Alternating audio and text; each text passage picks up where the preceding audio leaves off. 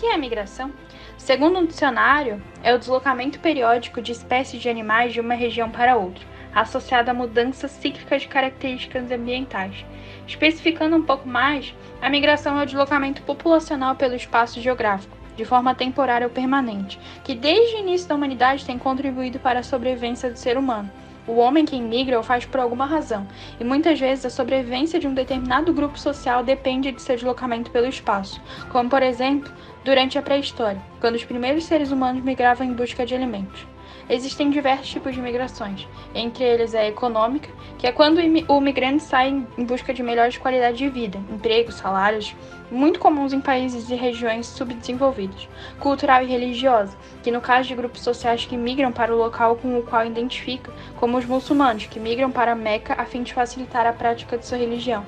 Tem as naturais, muito comum em lugares com a ocorrência de desastres ambientais, secas, frio intenso, calor excessivo e etc.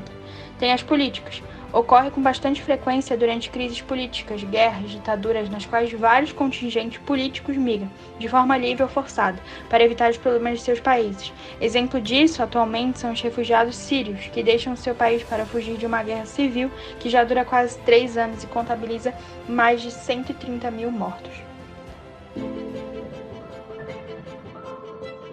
Falando em migrações, existe mais de um tipo.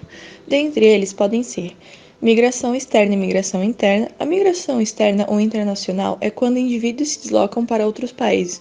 As principais causas são busca de melhores condições de vida ou mesmo por motivos de trabalho. Já a migração interna ocorre dentro do território nacional, onde as pessoas podem migrar de cidades ou de estados em busca de melhores condições de vida.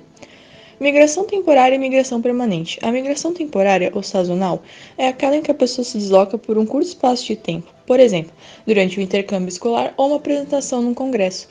Já a migração permanente é quando alguém decide migrar por motivos econômicos, sociais ou ambientais e permanece no local. Migração sazonal e transhumânica. A migração sazonal e a transhumânica estão relacionadas, uma vez que na transhumânica as pessoas se deslocam do local de origem de maneira temporária, no entanto, esse movimento ocorre de maneira anual, por exemplo. Migração espontânea e migração forçada. A migração espontânea ocorre de maneira planejada e pode ser por busca de melhores condições econômicas, sociais ou ambientais. Já a migração forçada, as pessoas são obrigadas a se deslocarem do local de origem, como por exemplo, quando ocorrem desastres naturais ou mesmo guerras. Migração intrarregional e interregional. A migração intrarregional é quando aquela em que o indivíduo se desloca dentro do próprio estado que vive. Já a migração interregional é quando o deslocamento é para outro estado do país. Êxodo rural e êxodo urbano. O êxodo rural ocorre quando populações que vivem no campo se deslocam para as regiões urbanas em busca de melhores condições de vida, como o trabalho, moradia, etc. Já no êxodo urbano, populações se deslocam das cidades dos centros urbanos para o campo. Muitas vezes, o objetivo central é a busca de uma vida mais tranquila. Migração pendular ocorre quando os indivíduos se deslocam diariamente das cidades, geralmente por motivo de trabalho, e diáspora. Diáspora é um termo que faz referência às migrações de populações inteiras pelo globo, por exemplo, diáspora grega ou a diáspora judaica. As trocas culturais possibilitadas pelas migrações ao longo da história geraram estranheza entre povos, desencadeando pensamentos e atitudes discriminatórias, o que denomina-se xenofobia.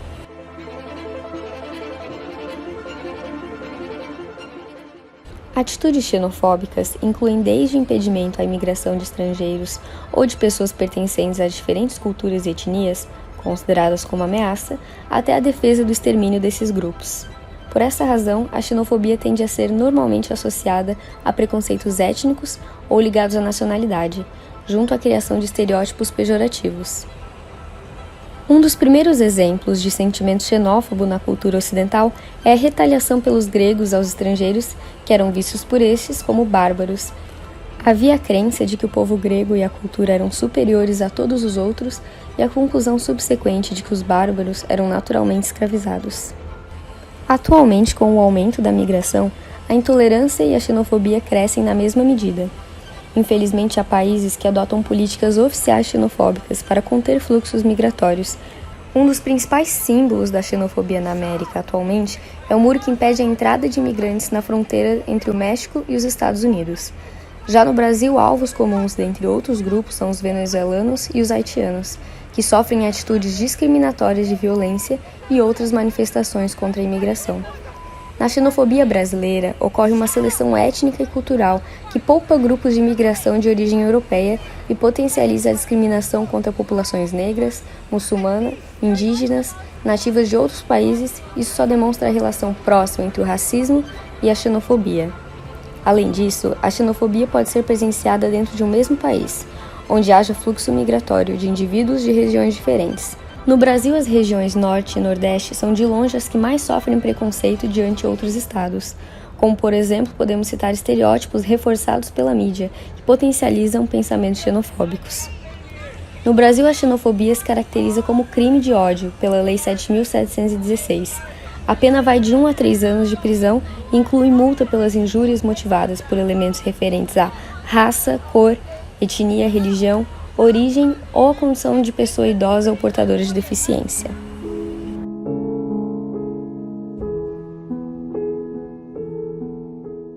Os refugiados são pessoas que sofrem com um tipo de imigração forçada.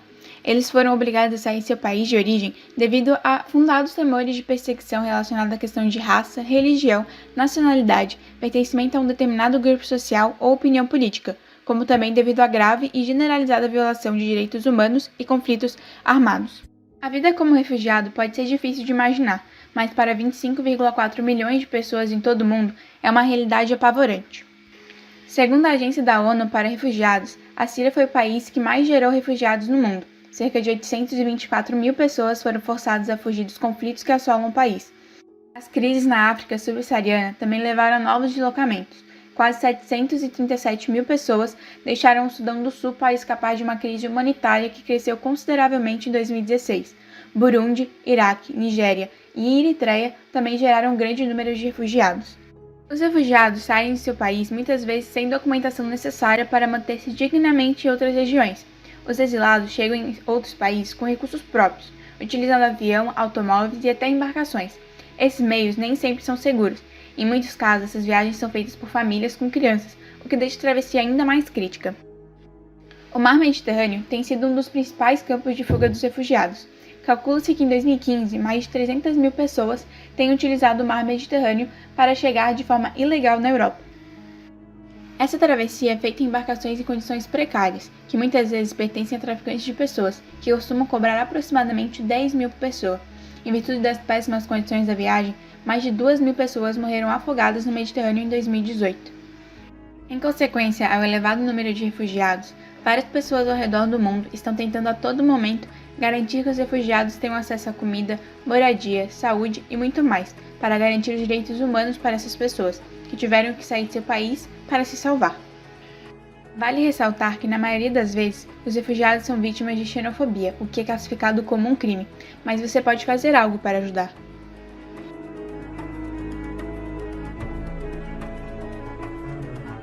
Existem 7 maneiras básicas para ajudar os refugiados. A primeira, hospedar refugiados e requerentes de asilo em sua casa. Eles se sentem muito perdidos e desamparados ao chegar aqui, e é muito importante que encontrem abrigo para não se alojarem pelas ruas. Se tu dispõe de um cômodo vazio na tua casa, considere cedê-lo para uma ou mais pessoas. Grupos religiosos locais podem oferecer uma maneira de conexão com refugiados que poderiam usar seu quarto como uma moradia temporária. Segundo, seja voluntário em sua comunidade. Outra forma interessante de se envolver com essas pessoas é poder passar um tempo trabalhando diretamente com eles. Pode começar os ajudando a se estabelecerem bem na região, orientando sobre o local enquanto estão recomeçando as suas vidas, ou desapegar de alguns móveis que pode ser de grande valor para eles, mas que para ti não faz tanta diferença, como fogão, sofá e coisas do tipo. Ou também ajudar a transportar esse material para a nova moradia. Além disso, tu pode também cozinhar para os recém-chegados, apresentar um cardápio que pra gente é comum, mas culturalmente muito diferente para eles. Outra dica bem legal é buscar fazer amizade com os refugiados que estiverem vivendo no teu bairro ou na tua cidade. Estender a mão pode gerar muito apoio emocional durante esses momentos traumáticos. 3. Ajudar os refugiados a se entregarem em uma nova cultura. Um trabalho nessa área é importante para poder ajudá-los a aprender a língua local, a não serem discriminados e conhecer bem a cidade. Incentivar a sua universidade a oferecer bolsas para os refugiados refugiados. Para os estudantes refugiados, perder a oportunidade de prosseguir os seus estudos é bem devastador. Quinto, empregar os refugiados. Em alguns países, os refugiados são vistos legalmente como convidados e não estão autorizados a trabalhar, mas no caso do Brasil é diferente. Porém, se tu é empresário ou conhece alguém que seja empresário e puder abrir vagas preferenciais, é uma excelente forma de ajudar, porque é bem necessário. Sexto, realizar eventos de conscientização e angariação de fundos. Dá para fazer isso de qualquer lugar, na tua comunidade, escola ou locais de trabalho. Executar uma meia maratona, fazer um evento patrocinado, uma rifa ou uma venda de alguma coisa que não utilize mais.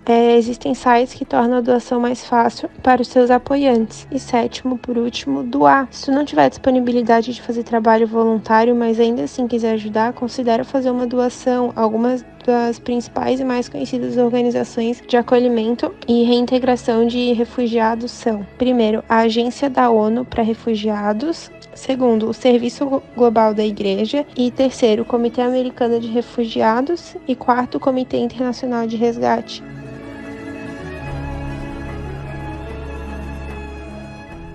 O primeiro passo para evitar a xenofobia seria se aproximar e conversar com os estrangeiros, mergulhando e aprendendo sobre as outras culturas. As diversas campanhas, alertas e palestras também possuem uma importância gigantesca nessa prevenção. Além do que, quando as pessoas entenderem que a diversidade e as diferenças são a beleza e a riqueza maior que possuímos, neste dia estaremos libertos desses inúteis conflitos.